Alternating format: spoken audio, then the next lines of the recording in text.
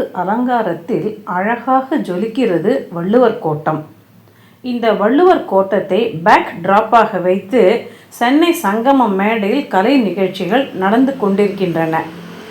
அப்படியே எதிர்ப்பக்கத்தில் பார்த்தால் வரிசை கட்டி நிற்கிறது உணவு ஸ்டால்கள். 18ஆம் தேதி ஞாயிற்றுக்கிழமை அன்னைக்கு முடியுது சென்னை சங்கமம் உணவு திருவிழா. அதுக்கு முன்னால் போய் பார்த்துடணும்னு வள்ளுவர் கோட்டத்துக்கு போயிருந்தேன். நல்ல கூட்டம். சென்னை வள்ளுவர் கோட்டத்தில் நடக்கிற சென்னை சங்கமம் உணவு திருவிழாவில் என்னவெல்லாம் கிடைக்குதுன்னு பார்க்கலாம் வாங்க. உள்ளே நுழைஞ்சதுமே நம்மை வரவேற்குது 90s கிட்ஸ் மிட்டாய் கடை. கடைக்கு உள்ளேயே போக முடியல, அவ்வளவு கூட்டம்.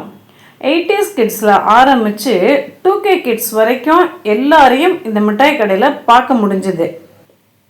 90s கிட்ஸோட ஃபேவரட் மிட்டாய்கள் எல்லாம் அப்படியே காட்டுறேன். இதில் உங்களுக்கு பிடிச்ச ஐட்டம் எதுன்னு கமெண்ட்டில் சொல்லுங்கள்.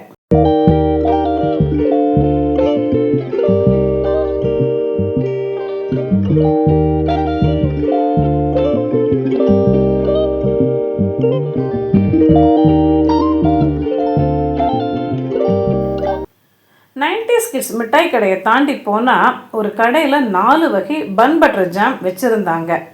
ஜாம் பன், குலாப் ஜாமுன் பன், பால்கோவா பன், சாக்லேட் பன், இப்படி வெரைட்டிஸ் எல்லாம் அசத்தலாக இருந்தது. எந்த வகை பன்னை வாங்கினாலும் 50 ரூபாய் தானா. கடையில் நல்ல கூட்டம். ஆனால் நிறைய பேர் பன் பட்டர் ஜாம் தான் வாங்கினாங்க. எல்லா உணவு ஸ்டாலுக்குமே நல்ல வியாபாரம். பூம்புகார் ஷோரூமில் அழகழகாக பொம்மைகள் வச்சுருந்தாங்க. அதையெல்லாம் வேடிக்கை பார்த்துக்கிட்டே அடுத்த உணவு ஸ்டாலுக்கு போனேன்.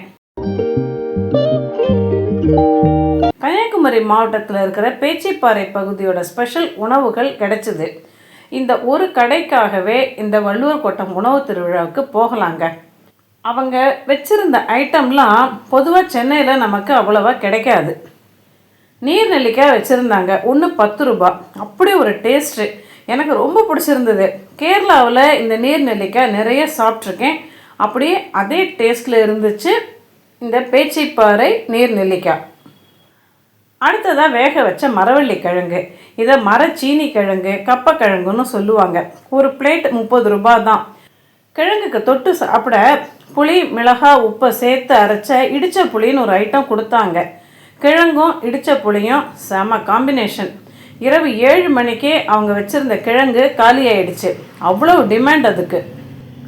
அப்புறம் நாகர்கோயில் நேந்திரன் சிப்ஸ், பலாச்சோள சிப்ஸ் ரெண்டும் வச்சுருந்தாங்க. 1/4 கிலோ 100 ரூபாய்.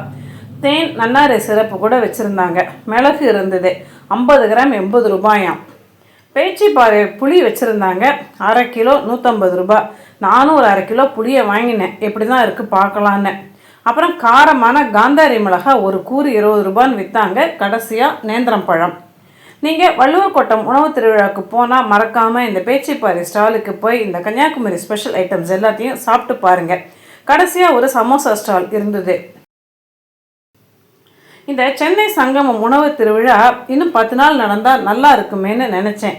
ஆனால் ஜனவரி 15லேருந்து 18 வரைக்கும் 4 நாள் தான் நடத்துகிறாங்க. அடுத்த வருஷம் இந்த உணவு திருவிழா இன்னும் அதிக நாட்கள் நடத்தணும்னு நினைக்கிறவங்க கமெண்ட் பாக்ஸில் சொல்லுங்கள். அரசாங்கத்துக்கு ஒரு அப்ளிகேஷனை தட்டி விட்டு பார்க்கலாம்.